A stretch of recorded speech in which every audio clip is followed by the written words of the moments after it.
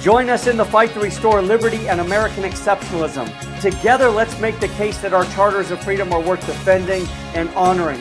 Right here is where the great American experiment comes alive. Let's get to work. Congressman Jim Clyburn of South Carolina was interviewed not too long ago by Andrew Napolitano of Fox News about the scope of congressional action permitted by the Constitution. Let's take a listen. Where in the Constitution is the federal government charged with maintaining people's health? Well, there's not in the Constitution. There's nothing in the Constitution that says the federal government has got anything to do with most of the stuff that we do. But if the Constitution doesn't authorize the federal government to have a Department of Education or to take care of people's health care, what's the sense of having it? You took an oath to uphold the Constitution. You can't go outside the Constitution because you think it's a good thing to do without violating that oath. How about show me where in the Constitution it prohibits the federal government from doing this? Well, the 10th Amendment says that which we don't give you, the powers that the states haven't given to the feds, are retained to the states.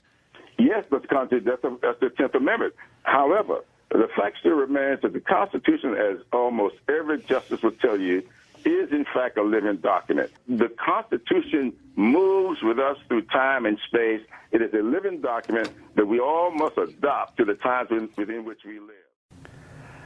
Congressman Clyburn illustrates a number of fundamental misunderstandings about our Constitution. Let's take a look at three of his conclusions.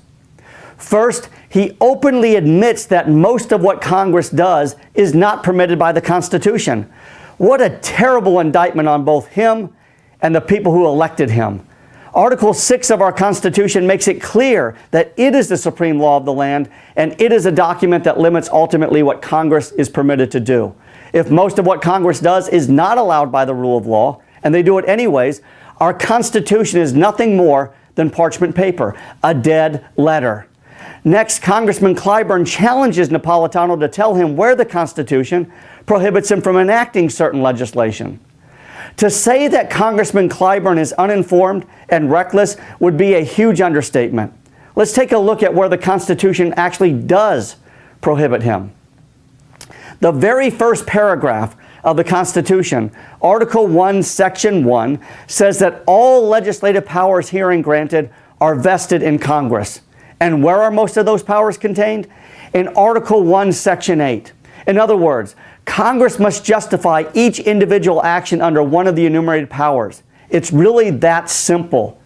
And in case Congressman Clyburn forgot to read Article 1, Section 1, there's a trapdoor, a matching bookend called the 10th Amendment. And that says those powers not granted to the federal government remain with the states and with the people.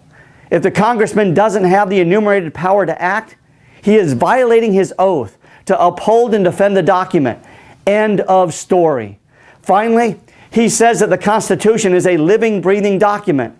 And that's not true either. Would you build your house on a movable foundation? Of course you wouldn't. So why would you build your country on such a foundation? The fact remains that men and women cannot be trusted with power. And that is one of the critical pillars of our Constitution. As a result, it is necessary to outline the scope of their authority and designate precisely what they are permitted to do. Our Constitution does just that. There is nothing living and breathing about specific and confined parameters of authority. James Madison said it best. If men were angels, there would be no need for government.